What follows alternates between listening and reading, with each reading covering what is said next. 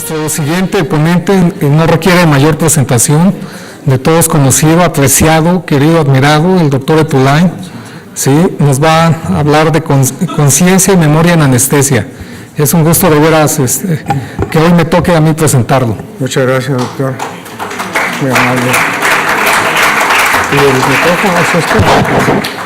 Buenos días a todos. En primer lugar, agradezco profundamente a las autoridades de nuestra querida asociación la invitación de que he sido objeto. Y agradecimiento número 2 a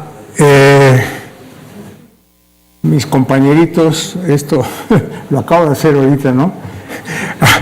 A los inspiradores anónimos de esta presentación, que no están en este momento aquí, no los veo. Mis compañeritos de muchas jornadas, compañeritos y cómplices de muchas jornadas quirúrgicas, ya que estos tipos con sus observaciones y comentarios no exentos de picardía, por ejemplo, cuando me dicen, oye, compañerito, fíjate que el paciente me dijo que sintió toda la cirugía, o bien, el paciente se movió 2 veces.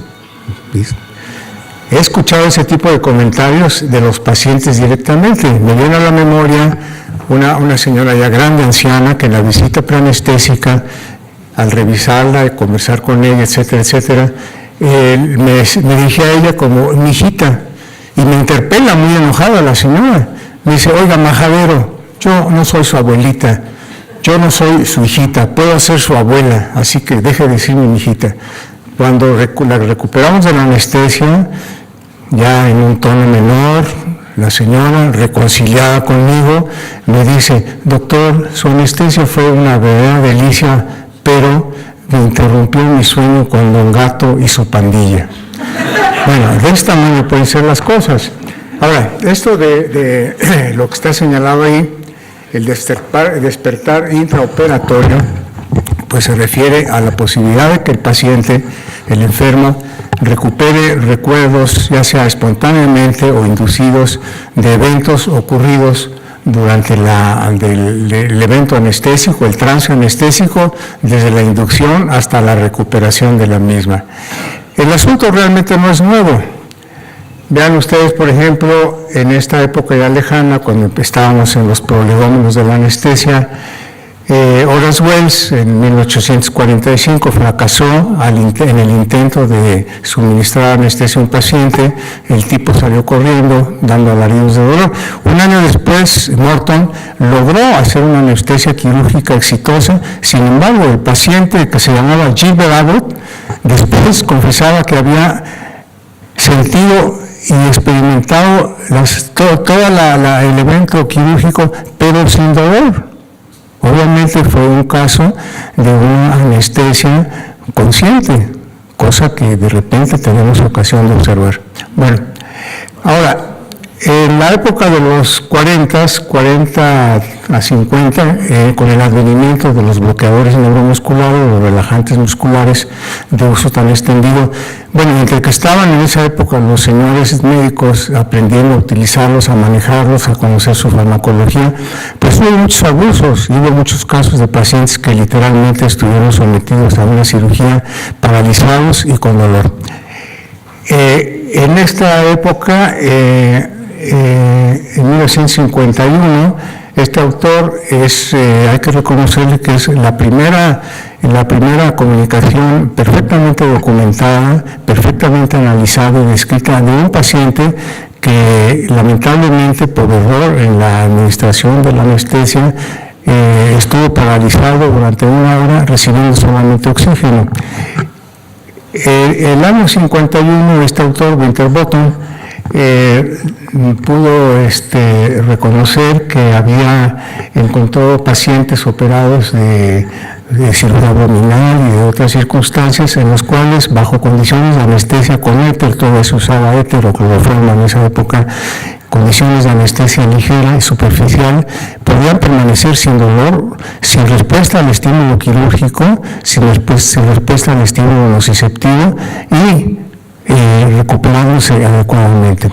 En el año 55, este otro autor pudo recopilar datos tanto de cirugía abdominal como de cirugía cardíaca, en la cual el paciente permanecía cooperador, bastante despierto, pero sin dolor. El año de 60, 70, hace 40 años,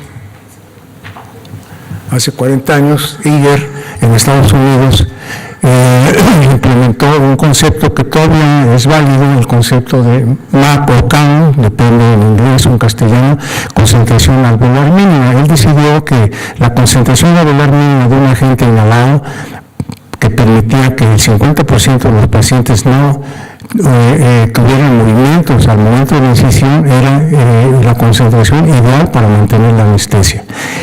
Después ya vinieron otras observaciones en las cuales se consideró que era la concentración alveolar mínima para evitar movimientos, sino la concentración alveolar mínima para evitar respuestas autonómicas a través del sistema adrenérgico y toda la cascada neuronal que se desencadena con un estímulo agresivo como es la cirugía. Sin embargo, todavía hemos padecido mucha gente que insiste en manejar a los pacientes con estas concentraciones que pueden ser potencialmente menores y causar que el paciente tenga experiencias vívidas de la cirugía, porque recordemos, esto es un hecho inevitable, que las concentraciones de agentes inhalados, las dosis de los medicamentos utilizados en la anestesia endovenosa son menores para producir inconsciencia o modificaciones en el estado de alerta que las necesarias para producir una supresión de las vías que llevan la información después de los estímulos dolorosos. Ahí está señalado, ustedes pueden ver que en Estados Unidos pues se ejecutan alrededor de 25 millones de anestesias generales por año, de las cuales aproximadamente se ha recopilado que un 26,000%, o sea, un 0.2 o 0.4%, pueden tener eventos de inconsciencia parcial en el trance anestésico. De esto, bueno,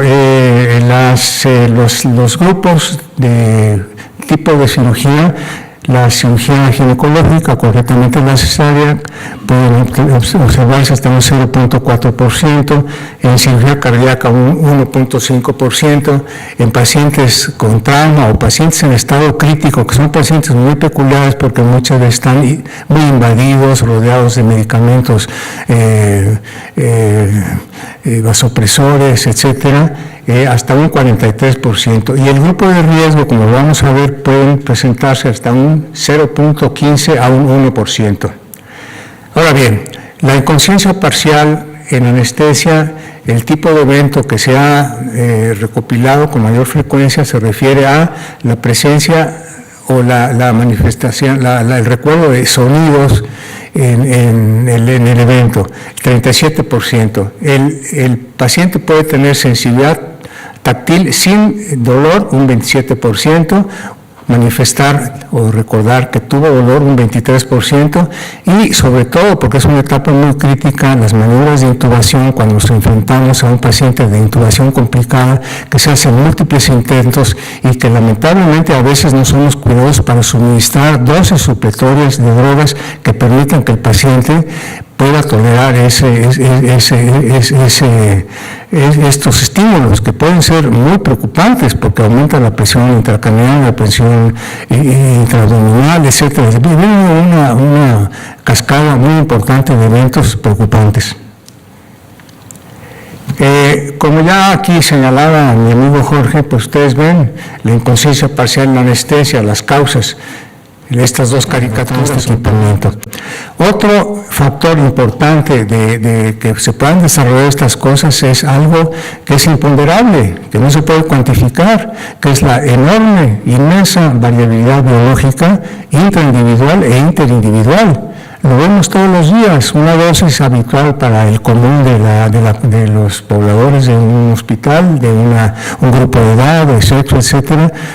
Resulta que no obtenemos la respuesta adecuada, o al contrario. Entonces, la variabilidad biológica, muchas veces modulada por cambios sistémicos crónicos, porque no es lo mismo la edad biológica que la edad fisiológica, o la edad física, o la edad funcional, la reserva funcional a nivel de diferentes aparatos y sistemas va cambiando por la edad y con la presencia concomitante de otros padecimientos. Bien. Aquí en esta diapositiva vemos esta cuestión de la inconsciencia parcial anestésica, los grupos de riesgo. Obviamente los pacientes que toman medicamentos como anticonvulsivantes, los opiáceos, las benzodiazepinas, pues van a tener una respuesta diferente, totalmente diferente, porque va a haber tolerancia farmacológica, va a haber una serie de modificaciones que no vale la pena aquí señalar, inducción enzimática, etcétera. La presencia de alcoholismo, de tabaquismo, la obesidad mórbida, la drogadicción también son factores muy importantes a tomar en consideración. Muchas veces no tomamos en consideración que la obesidad mórbida, tan de moda y tan preocupante, hay que hacer una serie de ajustes en nuestros medicamentos, en las dosis, en el ritmo de infusión, porque hay que considerar que el tejido que es importante es el tejido magro, no el tejido total del paciente. Eso es muy importante y a veces no se toma mucho en consideración. Pacientes con un riesgo mayor de ASA4 también, porque tienen una serie de problemas accesorios que complican toda la puesta en escena. Algunos problemas muy característicos, como es la estenosis aórtica, sobre todo si tiene un componente de reflujo hacia retrógrado, la enfermedad pulmonar avanzada, la disminución de la capacidad funcional en diferentes áreas del organismo, obviamente la hipertensión pulmonar y la cirugía cardíaca abierta.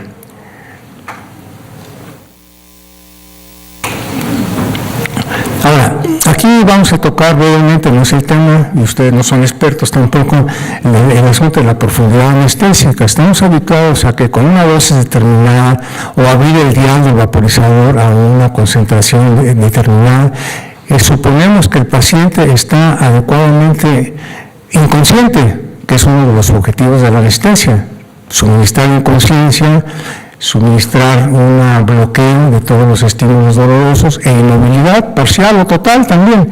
Entonces, en esas circunstancias, aquí los signos clínicos, la frecuencia cardíaca, la presión arterial, signos clínicos muy importantes, pueden estar modificados, precisamente porque la respuesta adrenérgica puede estar muy modificada por la presencia de catecolaminas circulantes, exógenas o endógenas, y otra serie de consideraciones que no vienen al caso. De tal manera que hay que ser muy cuidadosos en este punto a fin de dosificar y cuidadosamente nuestros medicamentos, tomando en consideración, como ya les decía, que es dosis mucho menores y concentraciones menores, en el caso de agentes inhalados o de fármacos endovenosos, tan de moda que está la anestesia endovenosa total, son necesarias dosis más pequeñas para suministrar pérdida de la conciencia o disminución del estado de alerta, que para bloquear las respuestas autonómicas del paciente. Entonces es muy importante. Ahora, hay algunas instrumentaciones que lamentablemente no están al alcance de nosotros, o son engorrosos o muy complicados, o definitivamente se han desechado porque no son consistentes sus resultados. Entre ellos, pues señalamos la contractilidad del esfínter esofágico inferior, la arritmia respiratoria sinusoidal, y lo más interesante aquí es el electroencefalograma. El electroencefalograma obviamente nos está traduciendo eléctricamente la actividad eléctrica del encéfalo, y es muy complicado de hacer de una manera ortodoxa en quirófano, sobre todo si están haciéndose cirugías intracraneanas o de otro tipo. No es posible poner 40 o 50 electrodos en el cráneo, pero esta instrumentación se ha venido simplificando gracias a que tenemos ahora algo que se llama índice biespectral, el BIS, que vamos a ver adelante en la próxima diapositiva de qué se trata. Otro recurso interesante son los potenciales evocados auditivos de latencia media, que se ha demostrado que durante la anestesia el paciente obviamente sigue recibiendo información del exterior, estímulos auditivos, estímulos visuales, y las vías nerviosas, además de que permiten durante un transoperatorio verificar la integridad del sistema nervioso, también permiten identificar en qué cuantía el paciente se encuentra o no dormido. El índice espectral concretamente, analiza e integra la frecuencia, la amplitud y la fase del electroencefalograma, la coherencia de las ondas sinusoidales y las albas de suspensión. No entramos en detalle porque no es el objeto, pero finalmente a través de un complejo sistema aritmético, etcétera, se traduce a una escala numérica, de tal suerte que el 100 es un paciente que está alerta, despierto, consciente, como todos nosotros. Entre 40 y 60 de valor numérico podemos pensar que estamos en un paciente con hipnosis quirúrgica adecuada. Obviamente el 0 es isoeléctrico, el paciente no tiene actividad encefálica.